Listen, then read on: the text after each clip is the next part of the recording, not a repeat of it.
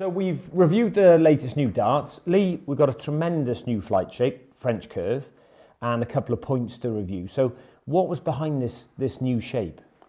Well, we wanted to come up with a new shape flight for the market. So a fair bit of research went into it. So this particular profile, you'll see it quite probably the most common archery vein profile. It's all about surface area. So the flight has been designed is 2 mil longer than your standard flights, and 1.5 mil narrower. So you've got slightly more view of the target when it's in the board by it being thinner, but also because it's slightly longer, you've got that surface area which gives you the lift on the flight. So you don't lose the stability of a standard flight? No. Right. No, because we've increased the surface area by making it longer. Obviously, you've got a very, very long sort of curve on the front, which is why it's sort of nicknamed French curve in archery, which the thought process behind that is as the incoming dart is coming in, it's sort of, you're not going to get any deflection. So it's not the edge is not as severe? No, it's a much softer sort of curve. And so, Gezzy, starting with you, you're really particular about your flights. You stuck with 75 micron, standard shape. Would you have a look at the French curve? Yeah, I had to throw when we come in before, obviously we started doing this, and I said they feel comfortable, they go through the air a lot quicker, you probably be a lot more accurate, so there's less time through the air, which could work for me. How do you feel? Because Peter Wright says that, and you guys say it, but I don't understand it at all. When someone says it feels like it goes through the air quicker, so when I throw my darts, I can see them going through the air, and this sort of goes lower but quicker. But is that so? Do you want them to be quicker? Yeah, I think so. As long as they go in the treble, it doesn't matter, yeah, is it? Yeah, but yes, okay. When I was throwing them, they were going in the treble and going through the air quicker and more accurate. But obviously, the longer the dart is in the air, the more movement, I think. Yeah. Well, we'll see how you guys find it when we have a throw after, and maybe you'll switch next year. And Lee, moving on, the great point debate. There's so much said about points these days. You've got some new Raptor points with some grip on them to look at. Yeah. So the first thing about the Raptors is the shoulder which meets the barrel. It's a concept we came up with probably 15 years ago with the removable Trident cones. So that concept has now been sort of incorporated into different points. We've already seen that.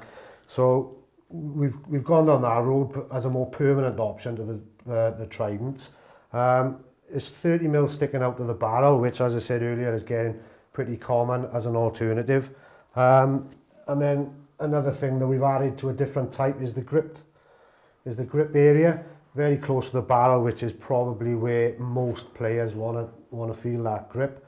Obviously not too far forward because you don't want to be sort of damaging the board unnecessarily. So I think you two guys could. Yeah, for me it's perfect because obviously I sit my finger right on that point there. So these points, especially these silver ones, I couldn't use that one if it was just all silver. But with that new grip, I could easily change to that one. But. And Jonny, what?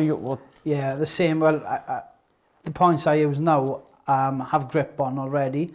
So to me.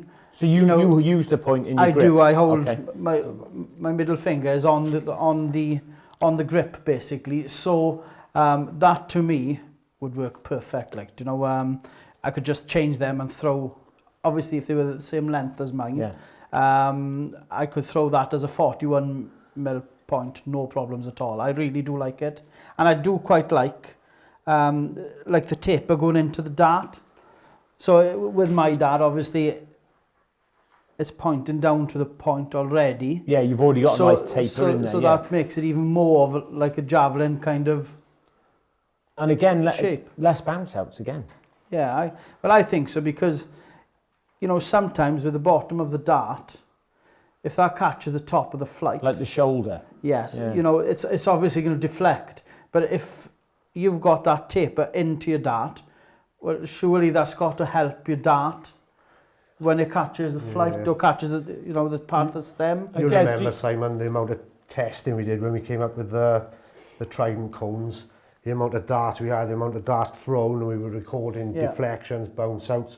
But another thing that we saw was a dramatic increase in the life of a Well, that's what, flights. Ironically, Dennis Priestley was one of the first testers, and he said he said, you must be mad. He said, your flights are going to last too long now. No one will buy any new ones. So, and so that was pedigree from Dennis, wasn't it? So, yeah. And Gez, have you got a Trident point on yours, or do you just use a normal point? No, I just use a normal one now, but I have tried to change the nose on my dart. So from that tapered bit to probably that shape, so more rounded. So, then if I was to put this point in, which would put it back to, it'd work perfect. So like I said, with that tapered edge, it'd be lovely for me. And a lost one or two lost darts nowadays is massive in a game, isn't it? Oh, it's massive in a game, Well, it wins and loses matches at the end of the day, where you could have a deflection to leave maybe a 170 from somewhere. That deflects into a 5 because it hits a flight and deflects. Or if they just fall straight out of the bull. Yes, exactly. And it's it's a game changer, and I think pluses like these points, like different shaped flights, it's got to better the game of darts. Yeah, well, it's great to see innovation at every end of the dart. With darts moving so much more rapidly these days, lifestyle products are almost more important than the set of darts, and everyone wants the perfect case to carry their set in. We've launched 3 new player editions of the Super Tour case. Jonny, this was the perfect size case for you, wasn't it? Yeah, brilliant. It's really nice looking.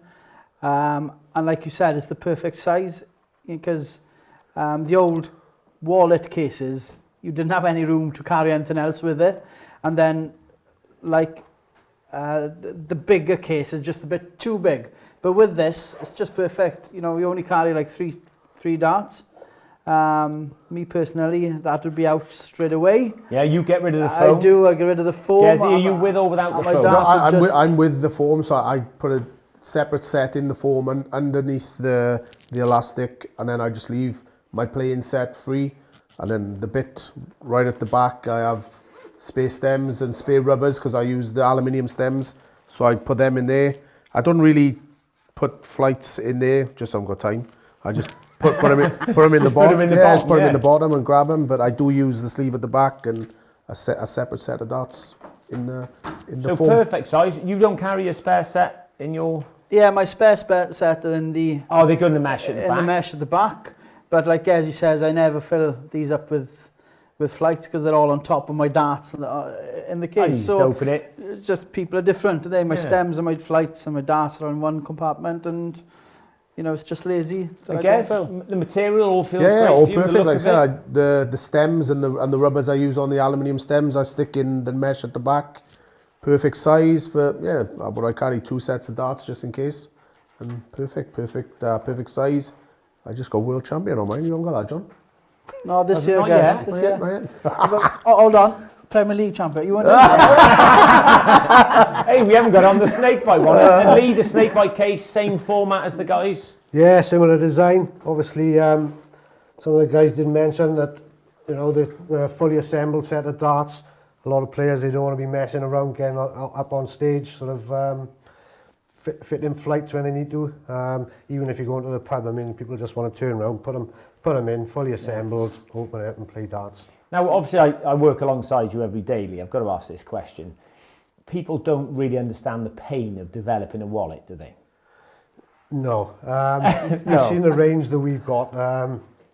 It's quite extensive now over the last few years, isn't it? You're trying to accommodate little small pouches, sort of bar wallets, and then we've gone through the whole different sizes of the Firestone range. This one is, as Jonny said, is a bit smaller than the largest of the Firestones, but it's probably mid-range size case. But one change can take weeks. Yeah, there's a lot of work goes into that. You look at the sort of different materials and the amount of sort of hours that go into actually manufacturing. And if you're going to make a small change, it takes a long time, a lot of development. And the thing is, though, it's a hard case, so your darts don't damage, like your stems don't damage when you carry, your darts that's fully assembled, ready to go, like. So, to me, that's perfect, like, brilliant case. Great, and that means everyone at home or wherever they play can get a taste of 3 of the best players in the world. So one of the most exciting products for me is the Pro Position mat. Now, This came up with an idea, bouncing a few things back from Lee, and we always debate, where do you stand on the oche, what's the best position? And so we took through the best players in the world, you're two of them, obviously Snakebite as well, and what we've actually created is the exact position you guys stand at. We use the laser line to measure it, we're going to see you throw from these positions, and you've changed your position slightly, haven't you, over the years? Yeah, well, I used to be same position to the right, but I used to stand with my foot similar to Jonny's on there, but over the years, just naturally changed. I haven't forced it, it's just come naturally, and yeah, sort of more side on now. Yes, you're side on a little bit to the right. Jonny, you're more straight on. Have you always played like that? Yeah, I think so. I think I've always been kind of... I stand a bit to the left, but it feels as if I'm straight to the board. Where when I stand on Gezzy's, it feels as if I'm throwing around a corner. And it's incredible, yeah. Yeah, it's weird because it's exactly the same distance, because probably Gezzy's closer to the centre than what I am.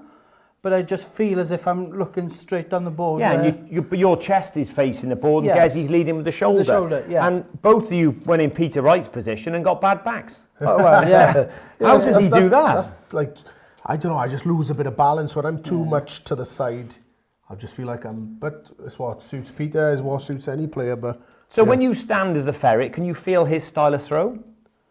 yeah, it's rubbish. No, it's kind of, like I said, when I first started, that's how I throw. And when I go that side, I can still throw, but it's just what comes natural. Yeah. I didn't force the change. It just come over time. And yours round the corner, Yes, feels I different as just well. think it's the way people hold the dart as well, the alignment. Because, you know, if you look at myself, I just hold it straight in front of my face, where, like, Joe Cullen, it's as if he hasn't got any... Yeah, he comes back in. Yeah, he comes back in. Yeah, yeah. I think it's different. shoulder position more than feet, because if you were a front-on player, you ain't going to stand with your foot to the side. So if you throw like Whitlock, he's going to be like Jonny Clayton. Surely his foot is straight on because he's like more straight. Yeah. So it's more shoulder position as well as your feet, I think. Well, it's brilliant. It's great fun. So you can stand exactly in the same place these guys have earned a fortune on the oche.